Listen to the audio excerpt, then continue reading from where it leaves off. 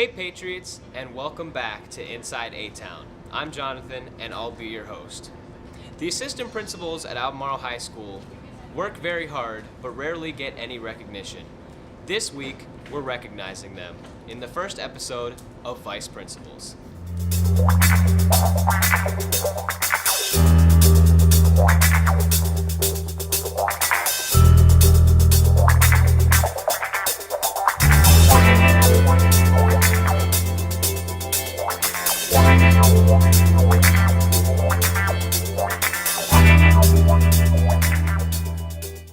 So let's see, Mrs. Hankins is in charge of the school counseling department, all of the school counselors, science department, fine arts, the library commons. She does a lot. She's also like our high school 2022 point person. She does everything with money here, so if you need money, she's the one to see. Avid, how could I forget that? So she's the Avid administrator, and she works with students whose last names are like P something through Z. She's very compassionate, she's very understanding, and most importantly, she's so patient with everyone. Students, staff, she always takes a second to step back and try to figure out, okay, what's the best plan? What's going to work best for students, which I think is an awesome first go-to when you're working in a school with students. And she's really smart. Don't ever tell her I said that about her. But she's a really smart lady. She knows instruction, and that kind of works when you're working in a school. So over 20-something years, so she's the first person I go to when I have a question about anything regarding AHS. And she's always pushing everyone to think critically so that we make really good sound decisions when it comes to working with students. I don't really have a funny story about her. I just like to prank her all the time, like in the office. So I go in her office and I take stuff all the time, and I'll put it up in here, and it'll take her about a month to recognize that I've taken stuff out of her office. That's not funny, but it is kind of funny. She would probably be Mickey Mouse's agent or assistant, having him scheduled all around Disney World because she loves all things Disney. I could see her with like the little headset on and a notepad, like, okay, no, Mickey, you're supposed to be here right now, let's go. I could totally see that. Yes. I had to get some help with this one, but I think we nailed it. It would be Sandra Bullock, because she's funny. She's really sincere in a lot of her roles, and that is so Melissa. And so if you see her laugh, if you catch Mrs. Hankins laughing one good time, she gets really quiet and then it comes all out. It's so funny. It's so Sandra Bullock. So that would be who I would choose. You gotta be kidding me. You gotta be kidding me! So that's it.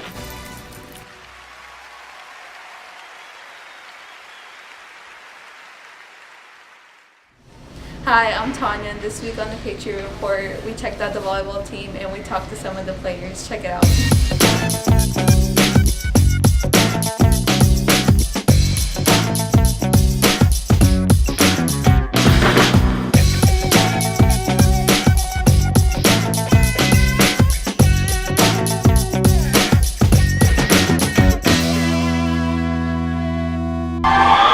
what are your expectations for the team this year?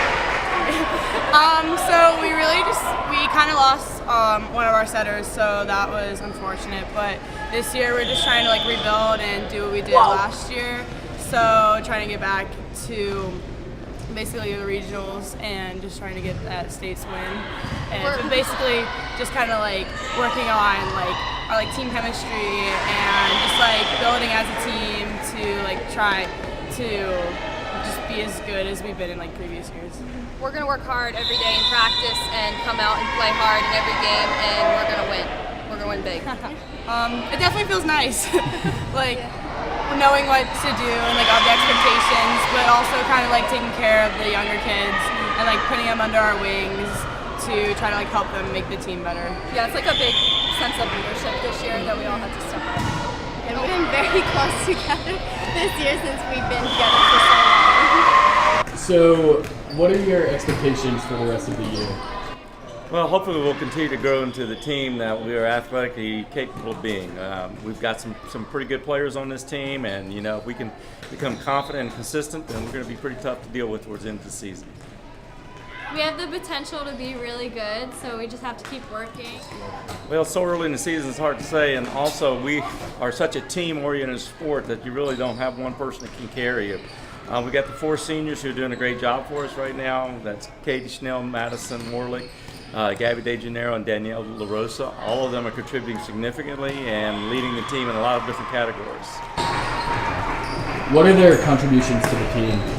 Well, there's leadership factor, of course, being a senior, and especially 3 of them are captains, so we expect more out of them than we would an average player. Katie and Madison have been with me for 4 years on varsity, and this is 3rd year for each, Danielle and Gabby. So all of them have been here before. They know the routine, they know the expectations on varsity level, and they also know what it takes to win.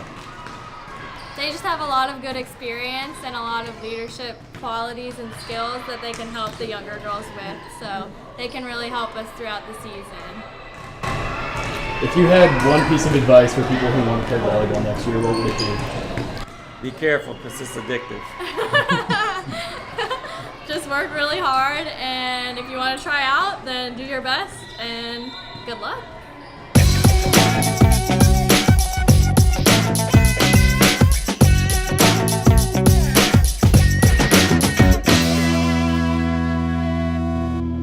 Dr. Turner stopped by the WPAT classroom this week and had what we hope to be the first of many conversations about what it's like to be the principal at Albemarle High School.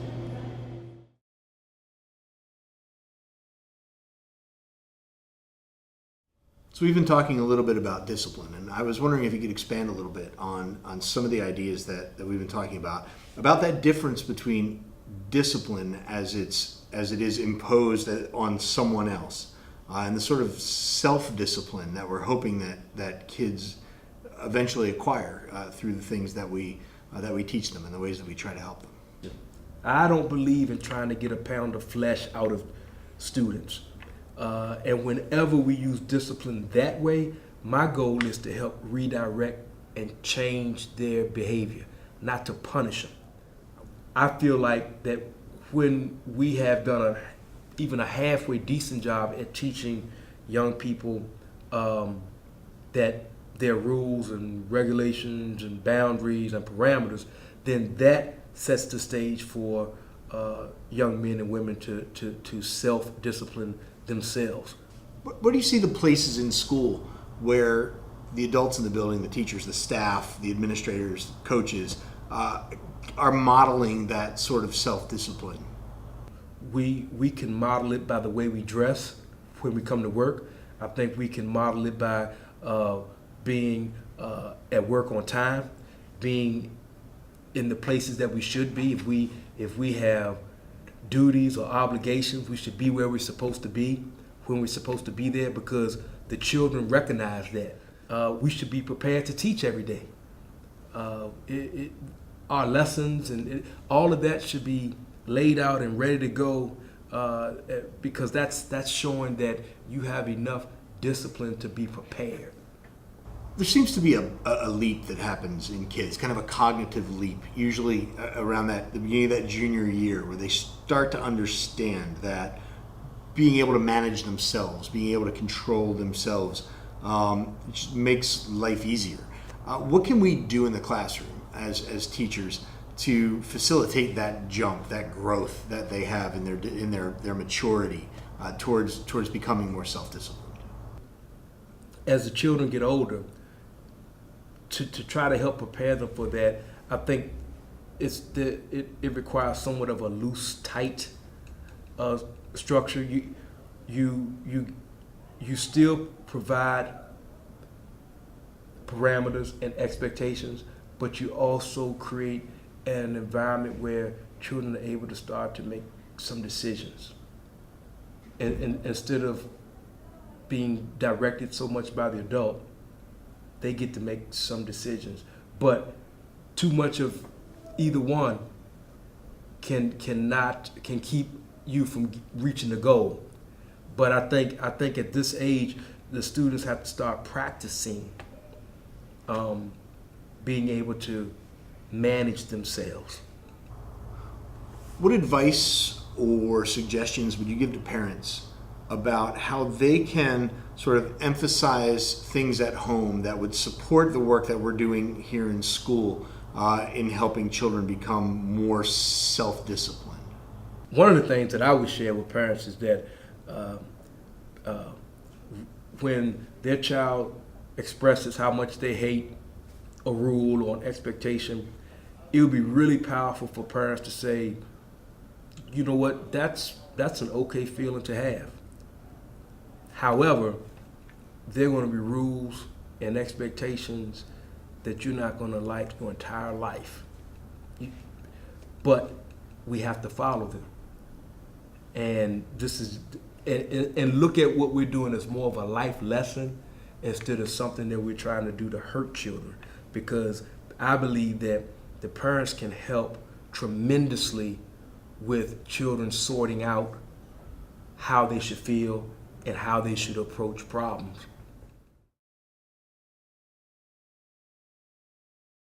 That's all for this week. Thanks for joining us.